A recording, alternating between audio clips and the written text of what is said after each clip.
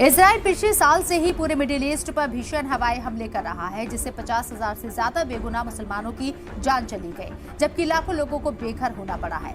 इस बीच इजराइल ने 26 दिसंबर की रात यमन में एयरपोर्ट को निशाना बनाया था, जिसमें WHO चीफ बाल बाल बच गए थे। अब यमन के हुती बागियों ने इजराइल के इस हमले का बदला लिया है। दरअसल हुती विद्रोहियों ने इजराइल की राजधानी तेल अवीव के बाहरी इलाके में मौजूद बेन गुरियन एयरपोर्ट को निशाना बनाया, जिससे एयरपोर्ट तबाह हो गया। एयरपोर्ट के सभी रनवे बर्बाद हो गए हैं। हमले के बाद हुती विद्रोहियों ने बयान जारी किया है। हुती सैन्य तर्जुमान याह्या सरिया ने कहा है कि तेल अवीव के बाहरी इलाके में बेन गुरियन हवाई अड्डे को निशाना बनाया गया।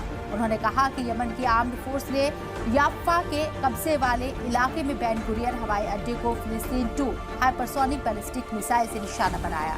दुश्मन की सेंसरशिप के बावजूद मिसाइल अपने टारगेट तक पहुंचने में कामयाब रही और ऑपरेशन के तहत हताहत हुए और हवाई अड्डे पर यात्रा बंद हो गई।